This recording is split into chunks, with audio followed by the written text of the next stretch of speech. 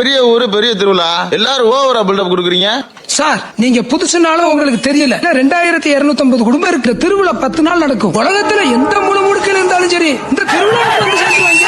ஒவ்வொரு நாளும் ஒவ்வொரு கோலத்துல சாமி ஊரை சுத்தி பலம் வரும். இந்த திருவிழா 10 நாள் நடக்கும். தினமும் கரகாட்டம், படம், பாட்டு, கச்சேரி, வில்லு பாட்டு, வள்ளி திருமணம் வச்சு கலக்குவாங்க.